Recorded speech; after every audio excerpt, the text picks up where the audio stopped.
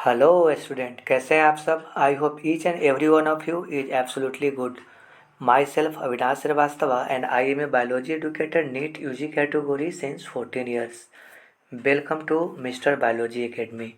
My dear student, आज का जो हमारा टॉपिक है वो है एजेंट ऑफ पॉलिनेशन। यानी हम लोग बात करेंगे कि पॉलन ग्रेन का ट्रांसफ़र एंथर से स्टिग्मा पर कैसे होता है, किन साधनों के द्वारा होता है। तो एजेंट ऑफ पॉलिनेशन पे आइए हम लोग स्टार्ट करते हैं वीडियो को।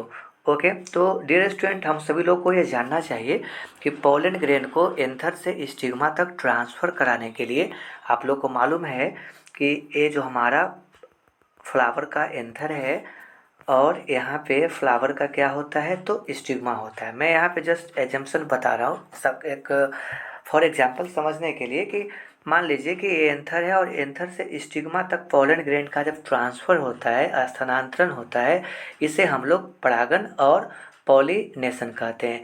लेकिन ये जो ट्रांसफ़र है वह अलग अलग मैकेनिज्म के द्वारा, अलग अलग साधनों के द्वारा, अलग अलग पॉलिनेटर एजेंट्स के द्वारा, पॉलिनेशन एजेंट के द्वारा होता है। ठीक है, तो हम लोग बात करेंगे कि पॉलिनेशन कराने वाला जो साधन है, एजेंट है, जो पॉलिनेटर्स होते हैं वह लिविंग होते हैं या नॉन लिविंग होते हैं, यानी बायोटिक होते हैं या एबायोटिक होते हैं। ठीक है, तो सीधे तौर पे कहा जाए तो हम समझ सकते हैं कि पोलन ग्रेन का transfer from anther to stigma different साधन के द्वारा, डिफरेंट एजेंट्स के द्वारा होता है। वह एजेंट या तो एबायोटिक हो सकता है, यानी नॉन लिविंग हो सकता है, मरा हुआ एजेंट हो सकता है, फॉर एग्जांपल विंड हो या वाटर हो सकता है।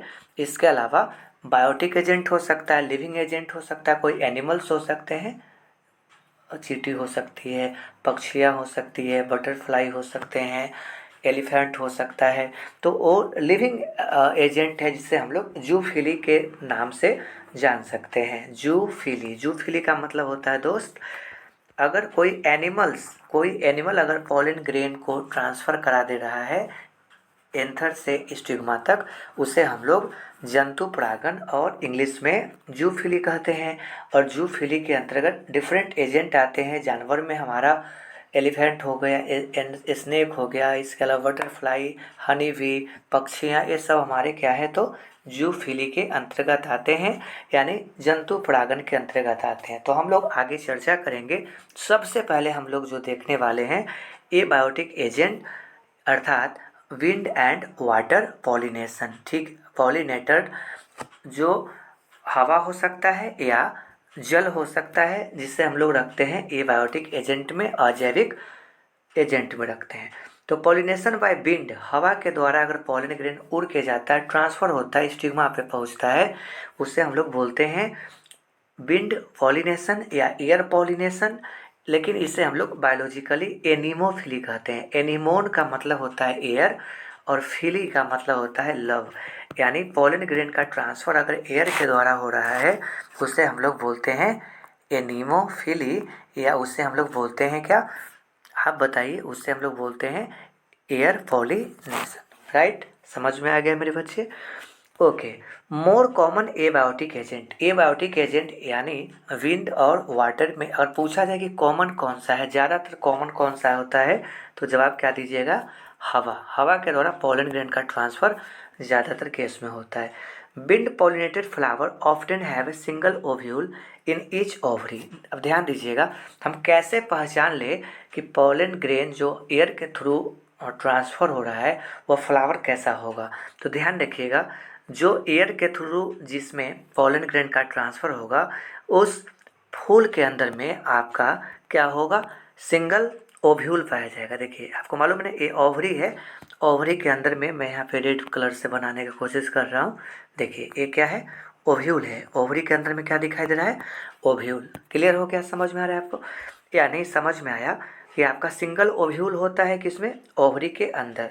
इतना क्लियर हो किसमें, तो जिसमें विंड पॉलिनेशन होता है, हवा के द्वारा पॉलिनेशन होता है। इवन इतना ही नहीं, luminous flowers are packed into the inflorescence, और ढेर सारा जो फूल होगा, ढेर सारा जो फ्लावर्स होगा यहाँ पे पैक्ड रहेगा। लगेगा कि यहाँ फ्लावर का झुंड है, इन्फ्लोरेसेंस है, आपको ग्रुप ऑफ दिखाई देगा, अरेंजमेंट ऑफ फ्लावर्स दिखाई देंगे, यानी डिफरेंट अरेंजमेंट ऑफ फ्लावर्स दिखाई देंगे, यानी एक पैक रहेगा, गुच्छा के रूप में रहेगा।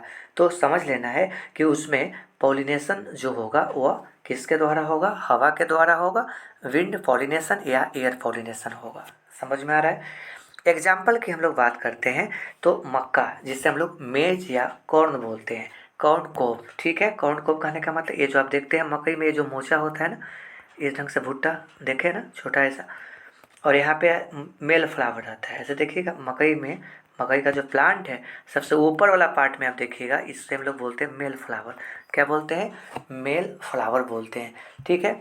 और यहाँ जो आपको मोचा दिखाई दे रहा है जिसमें व्हाइट कलर का मूछ जैसा लगा हुआ होता है, इससे हम लोग स्टाइल बोलते हैं, ठीक है। और पूरा ये जो कोब है इसको हम लोग बोलते हैं कोब इंग्लिश में, ठीक है। और ये जो आपको दिखाई दे रहा है इसको हम लोग बोलते हैं टेसल। क्या बोलते हैं, टेसल्स बोलते हैं, ठीक है। समझ में आ गया, ये जो हमारा टेसल्स हो गया, मेल फ्लावर हो गया, क्लियर। तो आपको समझ में आना चाहिए कि जो कॉर्न होता है, मक्का का जो प्लांट होता है, जब हवा चलती है तो ये जो टेसल्स है उसमें से मेल फ्लावर में से जो पॉलन ग्रेन होगा उड़ते हुए हवा के वेलोसिटी के साथ वो किसी स्टिग्मा पे जाएगा। किसी स्टिग्मा बोलने का मतलब ये जो हमारा मक्का का प्लांट है वो मोनोसियस है, आप देख पा रहे हैं। मान लीजिए कि मेल फ्लावर है, ठीक है, ऊपर में, और यहाँ पे फीमेल फ्लावर है, कोब है, स्टाइल है, स्टिग्मा स्टाइल, मालूम है ना।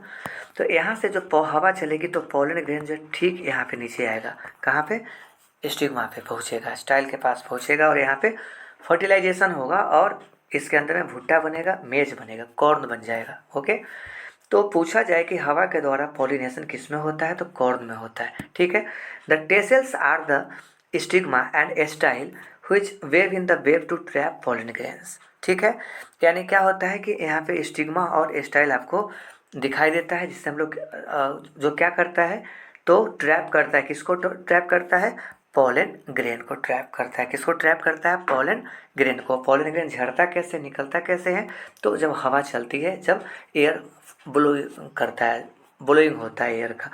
तो wind pollination is quite common in grasses. आपको यह भी जानना चाहिए कि हवा के द्वारा जो पॉलन ग्रेन का स्थानांतरण होता है वह साधारणतः किस में होता है, तो ग्रास में होता है। घास में भी आपका पॉलन ग्रेन का ट्रांसफ़र किसके थ्रू होता है, तो बताइए, हवा के द्वारा होता है। क्लियर हो गया।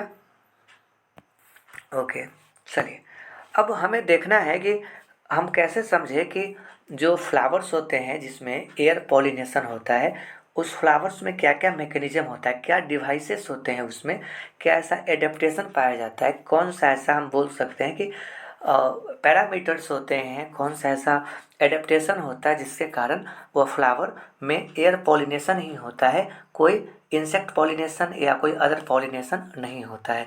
तो आइए हम लोग जानते हैं कि कौन सा ऐसा मैकेनिज्म है जो मजबूरी होती है उस प्लांट और फ्लावर के लिए एयर पॉलिनेशन हो पाए उसके लिए। The flower produce numerous amount of pollen grain. याद रखिएगा, जिस प्लांट में एयर के थ्रू पॉलन ग्रेन का ट्रांसफ़र होता है, हवा के थ्रू पॉलन ग्रेन का ट्रांसफ़र होता है, उड़ के जाता है, तो आपको समझना चाहिए कि उसमें पॉलन ग्रेन का फॉर्मेशन न्यूमरस होता है। ऑब्वियसली होगा ही होगा, क्यों, क्योंकि ढेर सारा पॉलन ग्रेन बनेंगे और उसमें से बहुत सारा पॉलन ग्रेन स्टिग्मा पे नहीं पहुंच पाएंगे, क्योंकि हवा के थ्रू जा रहा है, कंडक्ट हो रहा है। हो सकता है कि वो कहीं दूसरे प्लेस पे वो उड़ के चला जाए, ब्लो कर जाए। तो इसीलिए गॉड ने क्या किया, तो ढेर सारा पॉलन ग्रेन्स को बना दिया है कि इसमें जिस प्लांट में, जिस फ्लावर में पॉलिनेशन होता है एयर के द्वारा। पहला एडेप्टेशन हमारा ये रहा, plant produce numerous pollen grains. Pollen grains are light and non sticky. Pollen grains जो बनेगा एयर पॉलिनेटेड फ्लावर में, एयर पॉलिनेटेड प्लांट में, वो कैसा होगा, हल्का होगा। भाई हल्का होगा तभी तो उड़ पाएगा। और वह कैसा होगा, नॉन स्टिकी होगा। मतलब इसमें कोई कीड़ा मकोड़ा के द्वारा जा तो नहीं रहा है कि उसके पैर में चिपक के पॉलन ग्रेन का ट्रांसफ़र होना है। यहाँ तो पॉलन ग्रेन क्या कर रहा है, उड़ के जा रहा है। पॉलन ग्रेन का ट्रांसफ़र हवा के द्वारा हो रहा है। तो यहाँ पे पॉलन ग्रेन का चिपचिपा होना, स्टिकी होना ज़रूरी नहीं है। ध्यान रखिएगा, पॉलन ग्रेन यहाँ पे लाइट होता है, हल्का वेट का होता है। दे often possesses well exposed stamen for easy dispersal of pollen grain into the wind current। याद रखिएगा जो यहाँ पे पोलन ग्रेन होता है वो कहाँ पे बनता है आपको मालूम होगा, ये बनता है आपका स्टेमिन में। कहाँ पे बनता है? स्टेमिन में बनता है। तो स्टेमिन एकदम अच्छे ढंग से, अगर मैं मेज का केस आपको दिखाऊं तो देख रहे होंगे ऊपर में मक्का में ऐसा रहता है, ऊपर में फ्लावर रहता है, तो एकदम वेल एक्सपोज्ड है, एकदम खुला हुआ है, एक्सपोज्ड है यहाँ पे। और यहाँ से पोलन ग्रेन ही झड़ के क्या होते हैं, तो स्टिग्मा पे पहुँचते हैं, यहाँ पे पहुँचते हैं। तो अब दिखाई दे रहा है आप लोगों को कि मेल पार्ट जो है स्टेमेन जो होगा क्या होगा, एयर पॉलिनेटेड प्लांट में वेल एक्सपोज्ड होगा, ताकि पोलन ग्रेन आसानी से उससे रिलीज हो पाए। समझ रहे हैं? आराम से उसमें से डिस्पर्सल हो पाए, छितरा पाए क्या चीज़, पोलन ग्रेन्स, और हवा के करंट में वो फ्लाई कर जाए, उड़ जाए। ठीक है, ओके बाबू, आगे बढ़ते हैं। क्या पॉइंट है next? Adaptation, large feathery stigma to trap airborne pollen grains. देखिएगा, केवल स्टेमन का तो ऐसा होना जरूरी नहीं है, इसके अलावा स्टिग्मा जो होगी वो स्टिग्मा को भी कैसा होना जरूरी है, लार्ज होना जरूरी है, एकदम एक्सपोज होना जरूरी है, एकदम फैला हुआ होना जरूरी है, पंख लाइक होना जरूरी है, फिदरी, ताकि जल्दी से पोलन ग्रेन जब इसके पास आता है तो पोलन ग्रेन को क्या कर पाए, ट्रैप कर पाए, एकदम खींच ले, और फिर क्या होगा आगे, फर्टिलाइजेशन होगा। Clear?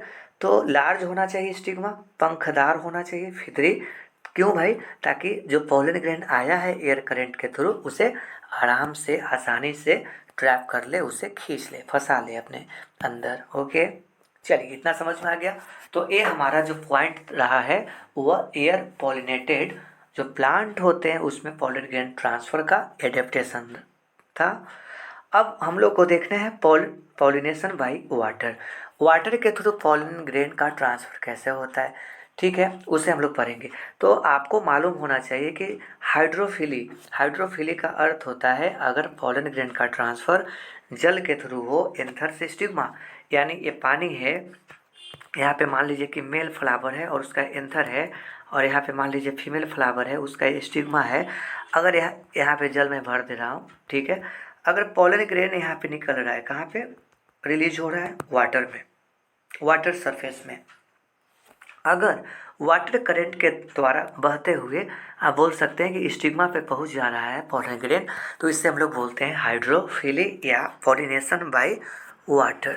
Okay, it is quite rare, यह बिल्कुल ही रेयर होता है। It is limited to about 30 genera. देखिएगा, ये बहुत मार्केबल पॉइंट है, याद रखिएगा। वाटर पॉलिनेशन जो होगा वो ज़्यादातर होगा नहीं प्लांट में, अगर होगा भी तो वो लिमिटेड होगा। कहा जाता है कि लगभग 30 जीनस स्पेस जो प्लांट होगा, यानी प्लांट किंगडम में जो 30 जीनस होंगे उनमें आपको देखने को मिलेगा। ठीक है, ज़्यादातर किस में देखने को मिलेगा, तो मोनोकोटिलेडन्स में। ठीक है, तो पूछा जाए कभी आपसे कि बताइए जल परागन यानी हाइड्रोफिली वो लिमिटेड होता है, कितने जेनेरा तक लिमिटेड होता है, कितने जीनस तक लिमिटेड होता है, तो आप क्या बता सकते हैं, 30 जेनेरा तक, जीनस तक। ज़्यादातर कॉमनली हम लोग देखते हैं मोनोकॉट में, क्या, तो हाइड्रोफिली। एग्जाम्पल की मैं बात करूँ, बैलिसनेरिया जो जलीय प्लांट है, हाइड्रीला ये भी जलीय प्लांट है, एक्वेटिक प्लांट है। ठीक है, फ्रेश वाटर प्लांट होता है, फ्रेश वाटर का मतलब नदी तालाब झील में पाए जाने वाला प्लांट है हाइड्रीला बैलिसनेरिया। ओके, इसके अलावा जोस्टेरा का याद है ना, पोलन ग्रेन सबसे लंबा होता है, निडिल लाइक। ये जोस्टेरा है क्या, तो समुद्र में रहने वाला प्लांट है। ठीक है, इससे हम लोग सी ग्रास के नाम से जानते हैं, क्या बोलते हैं, समुद्री घास कहते हैं किसे, जोस्टेरा को। ओके, ठीक है।